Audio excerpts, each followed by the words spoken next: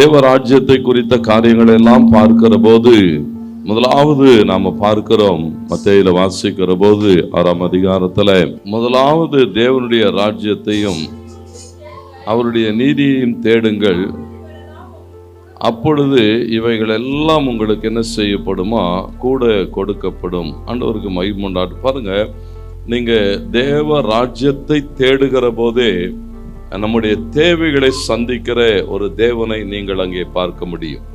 அதுக்கு மேல இருக்கிற வசனங்கள் எல்லாம் சொல்லுகிறது, நீங்கள் கவலைப்படாதபடிக்கு உங்கள் உடைக்காக, உங்கள் உணவுக்காக, உங்கள் இருப்பிடங்களுக்காக நீங்கள் ஒரு காலம் கவலைப்பட வேண்டியதில்லை. நீங்க தேவ ராஜ்யத்தை தேடுகிறவர்களாக இருப்பீர்களானால் இவைகள் எல்லாம் உங்களுக்கு என்ன செய்யப்படுமா, நீங்க எதிர்பார்க்கிறதை விட அதிகமாக செய்யப்படும். அல்லேலூயா.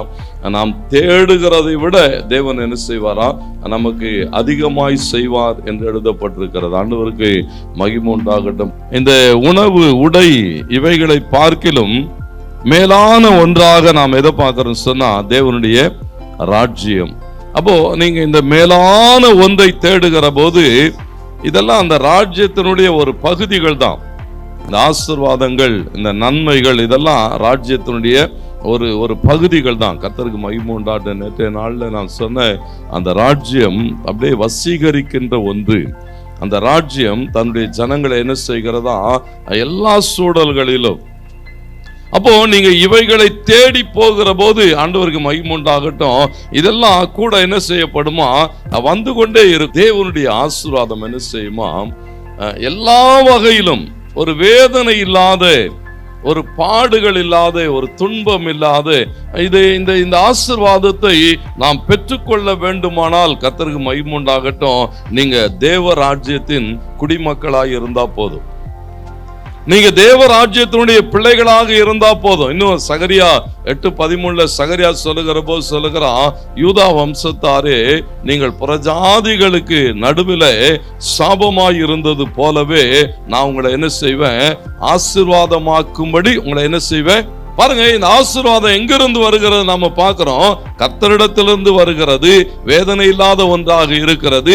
அது மாத்திரமல்ல, அந்த ரட்சிப்பின் அனுபவம் என்ன செய்கிறதா, சாபங்களை மாற்றி நம்மை ஆசீர்வாதம் உள்ள ஒரு வாழ்க்கைக்கு நேராய் நடத்துகிறது. இங்க பவுல் சொல்லுகிற போது சொல்லுகிறான், இந்த சுவிசேஷத்தினுடைய ஆசீர்வாதம் எது நமக்கு ஆசீர்வாதத்தை கொண்டு வருகிறது.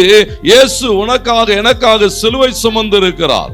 இயேசு உனக்காக எனக்காக என்ன செய்திருக்கிறாரா, ரத்தம் சிந்தி இருக்கிறார். ஆண்டவருக்கு மகிமை உண்டாகட்டும். அவர் சம்பாதித்து கொடுத்திருக்கிறார். கிறிஸ்துவே அல்லாமல் வேற ஒருவரால் என்ன செய்ய முடியாது, அதை ஒண்ணு செய்ய முடியாது. ஒரு செய்தியை பார்க்கும்போது எனக்கு ஆச்சரியமா இருந்தது.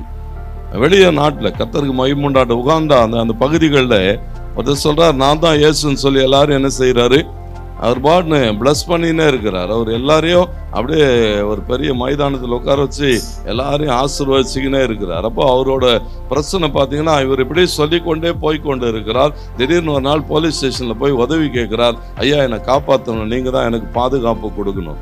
அவங்களாம் கேட்குறாங்க, என்ன உனக்கு பிரச்சனை, நீ இப்படி தான் போய்கொண்டு இருக்கிறாய். அப்படி சொன்னாங்க, இல்லை கொஞ்சம் பேர் நான் சொல்கிறத நம்ப மாட்டேன்றானுங்க, நீ சிலுவையில் ஒன்று அடிக்கிறோம், அதுக்கப்புறம் நீ உயிரோடு எந்திரிச்சு வந்து நீ தான் இயேசுன்னு ப்ரூஃப் பண்ணணும்னு சொல்கிறானுங்க.